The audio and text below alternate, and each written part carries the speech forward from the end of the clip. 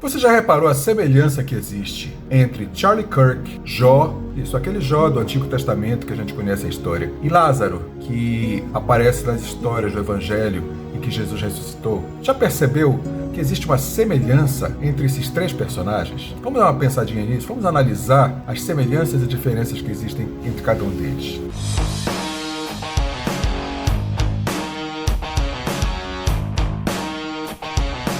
Bom, eu não sei se você já parou para observar que Jó, ele é descrito na Bíblia como um homem íntegro, reto, temente a Deus, que se desviava do mal, e que Deus fez uma coisa até um pouco estranha. Eu poderia dizer até que Deus apostou em Jó. Claro que Deus não aposta, mas ele fez assim um voto de confiança naquele homem que era tão reto, tão correto, tão íntegro. E Deus colocou a vida inteira de Jó, todos os bens dele, a família dele na linha para poder provar a integridade de Jó e poder fazer com que a palavra, a história dele chegasse até nós, até hoje, como exemplo de superação, de fé, paciência, como as pessoas costumam dizer. A paciência de Jó é basicamente isso. E Deus sabia que podia confiar naquele homem, que ele podia apostar, vamos dizer assim, naquele homem. E por isso ele colocou todas as fichas, sabendo que ele teria êxito, que ele não seria decepcionado. Da mesma forma, a gente vê a história de Lázaro. Lázaro, ele era um rapaz, ele vivia com Marta e Maria, que eram irmãs dele. E eles três eram muito amigos de Jesus. Toda vez que Jesus ia para a cidade de Betânia, ia para a casa deles, visitava, ficava lá, fazia refeições lá. E eram pessoas muito amigas, muito próximas de Jesus. Os três, Maria, Marta e Lázaro. Pela palavra a gente vê que Maria era aquela pessoa mais espiritual, que gostava mais de estar aos pés de Jesus, aprendendo, absorvendo os ensinamentos. Marta era aquela pessoa mais ativa, mais dinâmica, trabalhadora, que ia atrás de fazer as coisas, executar e realizar as coisas.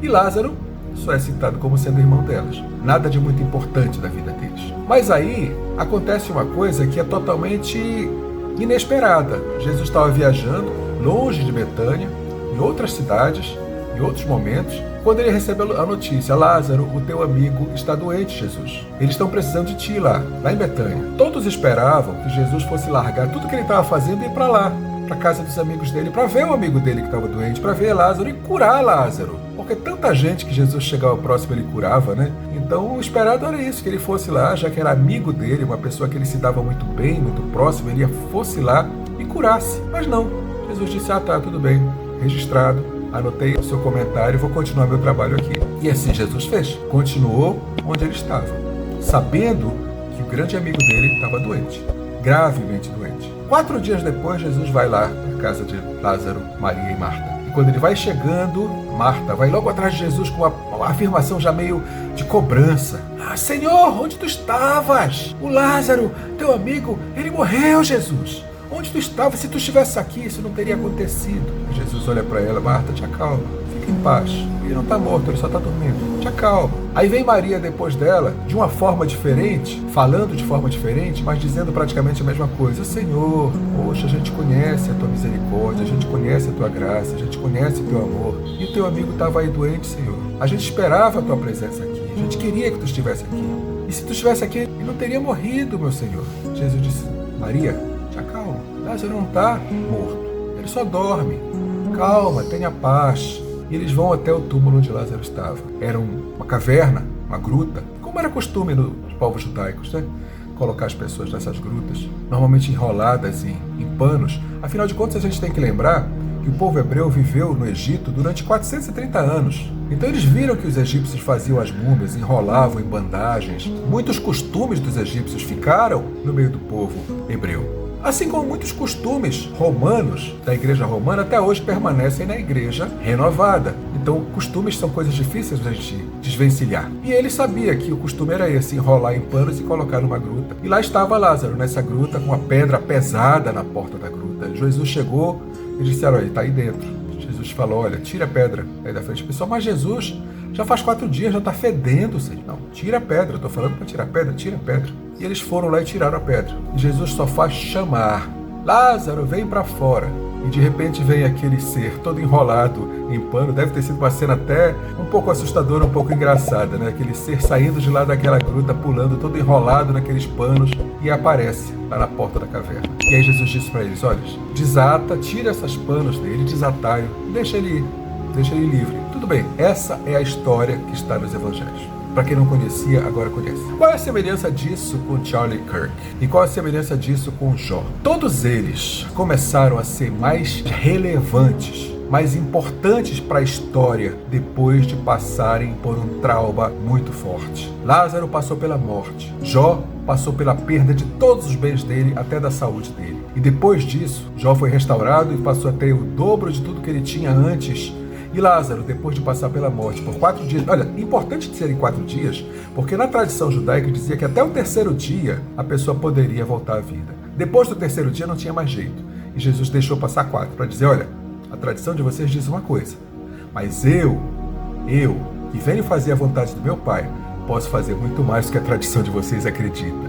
Posso fazer bem mais, eu posso ser bem além, bem mais poderoso, bem maior do que a tradição de vocês creem. E com 4 dias, Jesus fez Lázaro voltar à vida. Sabe o que me chama a atenção disso? Momento algum na Escritura a gente vê que Lázaro, em vida, tenha evangelizado alguém, tenha convertido alguém, tenha pregado a palavra de Deus para alguém. Ele era só o irmão, a Maria e da Marta, amigo de Jesus, só isso, mais nada. Possivelmente, como eu creio, um garoto. Só que depois que ele passou por isso, muitas pessoas da cidade deles e das cidades próximas vieram a Jesus, vieram conhecer a palavra, vieram a converter, vieram entregar suas vidas para o Senhor e Salvador das nossas almas. Lázaro só foi eficaz depois de morrer. Jó só foi eficaz depois de passar por aquela experiência de quase morrer. E o Charlie Kirk? Ele, antes desse último dia 10 de setembro, ele já era uma pessoa evidente. Ele já fazia diferença.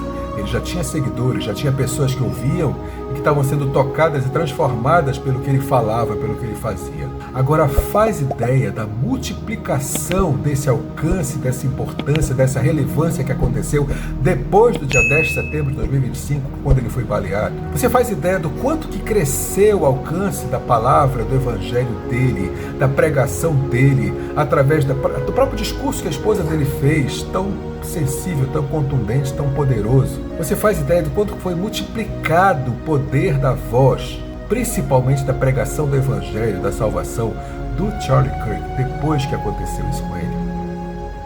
Entenda uma coisa, Jesus ele falou que muitas coisas que o Pai faz nós não entendemos na hora que acontece. A palavra de Deus fala: o que eu faço não sabes agora, compreendê-lo-ás depois. Muitas coisas que acontecem, na hora que acontece, a gente não entende. Depois que as coisas acontecem, depois que a poeira senta, a gente vai entender o propósito daquilo. Aquilo que parecia ser uma perda, aquilo que parecia ser uma desgraça, parecia ser um desastre, parecia ser derrota. Depois a gente vai ver o grande alcance que aquilo ali mostra ter. A gente está passando por isso no Brasil. Nós hoje estamos vivendo com um governo, com uma autoridade sobre nós que nós não queríamos, aquilo que nós não esperávamos, aquilo que nós não desejávamos, mas estamos passando. E às vezes isso é importante para que a gente possa valorizar aquilo que nós tínhamos e deixamos escapar, para a gente poder entender o quanto que é ruim a gente estar fora dos propósitos, dos planos de Deus. Mas uma coisa eu sei, a palavra de Deus também diz que todas as coisas cooperam para o bem daqueles que amam a Deus, daqueles que são chamados segundo o seu propósito. E quando eu digo todas as coisas, são todas as coisas. Até aquelas que parecem ser desgraças, ser desastres, ser tragédias. Depois a gente vai entender por que aconteceram. Depois a gente vai entender o propósito por trás daquilo. Uma coisa eu sei, o Charlie Kirk está hoje no local onde um dia eu quero chegar. Na presença, no colo, no reino do meu Senhor, eterno, Salvador, misericordioso, justo e amado. Ele já chegou lá, na nossa frente. Um dia eu quero chegar lá com ele também. Um dia eu quero estar lá, conversando com eles, olhando face a face com Jesus, estando assim, naquele momento tão agradável, tão prazeroso. Por mais que por isso ele tenha tido que passar pelo que passou. Por mais que um dia eu ou você tenhamos que passar por momentos ruins, difíceis, trágicos até. Mas se o nosso prêmio, se o nosso alvo for a presença, o reino, a misericórdia, o abraço de Jesus, tudo vale a pena. Para estar na presença dele, tudo vale a pena. Sabe qual é a minha concepção de inferno? Muita gente pinta o inferno de várias formas. É fogo, é enxofre, ranger de dentes e demônio com tridente espetando o nosso traseiro. A pessoa pensa todo tipo de coisa sobre o inferno, mas para mim, sabe o que é realmente a definição maior do inferno? A ausência de Deus. É estar fora da presença de Deus. Isso é o maior inferno que pode existir. Isso foi o castigo que Deus deu para Caim, o primeiro assassino da humanidade. Disse, olha, pelo que tu fizeste, sai da minha presença. Isso é o inferno, é estar fora da presença de Deus. E é o que eu não quero para mim nem para você. Então se aliance com esse Deus eterno, maravilhoso, misericordioso, justo, e que por mais que ele faça os heróis dele, os mártires dele, passarem por sofrimento para que um alvo seja alcançado, o nosso alvo é a redenção, é alcançar a presença do nosso Salvador. Esse é o nosso alvo. Como Paulo falou lá em 2 Timóteo, combati o bom combate, completei a carreira, guardei a fé, correndo para o alvo. Procura esse alvo o mais rápido possível e vai atrás dele com todas as suas forças, toda a sua garra, com toda a sua vontade, toda a sua determinação. Porque é isso que o Senhor espera de nós e é isso que vai nos trazer realmente a resposta que a gente tanto espera. Então, se você foi edificado por essa palavra, passe adiante, passe para quem precisa ouvir, curta, compartilhe esse vídeo e continue aqui, siga nosso canal. Não estou te pedindo isso por mim, não. É porque eu acho que algumas dessas palavras podem edificar, podem fazer bem para a sua vida. Vou esperar ver você de novo por aqui, tá bom? Shalom, Adonai. Até o próximo vídeo.